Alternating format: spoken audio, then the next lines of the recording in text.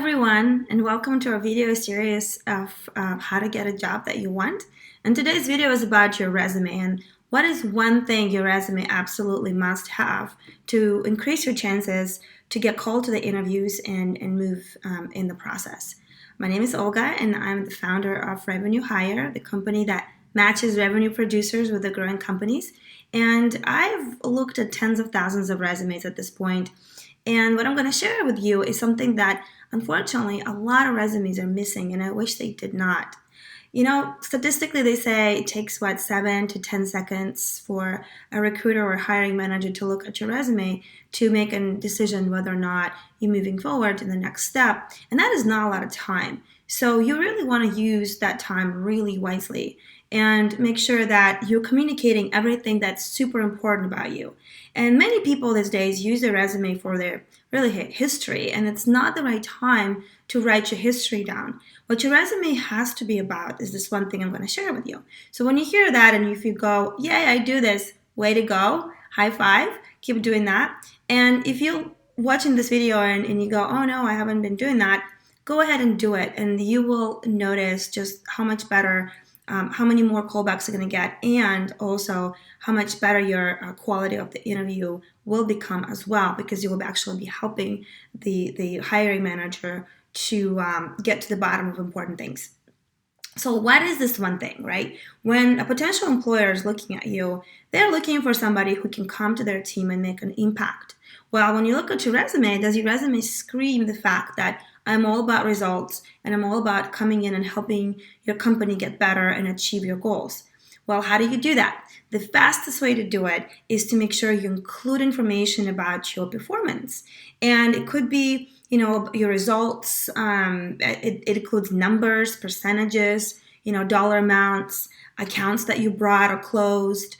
Maybe it's the percentage of how much you've increased your, maybe it's revenue if you're in sales. If you're an executive, what impact have you actually had on the top line or bottom line? There are so many ways to communicate all of that without necessarily putting confidential information out there, right? And so it doesn't matter if you are applying for entry-level job or if you're applying for a senior position. We care about impact and results. And that's what your resume has to kind of tailor to. So go through your positions and kind of the positions that you've had in the past and see, do you have numbers? Do you have dollars? Do you have percentages over there? Do you have anything? Maybe you are part of some clubs, or if you're in sales, right? So always include those if you are some performer, the overachiever, and you were in top this or that.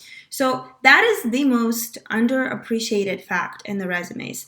And use words that are verbs, that are actually, action verbs that you've done, and use the numbers and ways to communicate your impact and what results have you had on your previous employer. Now, when you go through your resume and you go and you kind of want to write down everything you've done, please avoid that temptation. Your resume really shouldn't be more than 2 pages. I'm a big fan of 1-page resumes, but if you absolutely have to, 2 pages is enough. So make sure that every position that you talk about, you really talk about not just the description of your duties, which is there's time and place for that, and it should be super short, but the majority of your revenue should be spent talking about the results that you've had and the impact that you've had.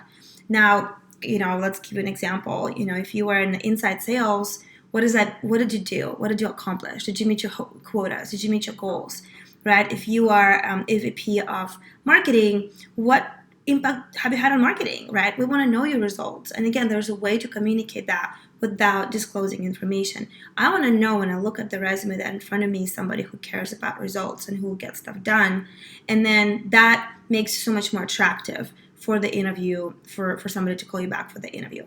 So that is one thing that I wish more people did on the resumes, and unfortunately very many people don't. So don't be that person. Go ahead, review your resume and brag about your results. Your resume is the chance for you to brag about results. So when you do get called back for that interview, it's going to be so much easier to kind of get into the conversation about what did you do and how can you help your future employer, with their goals and with their impact.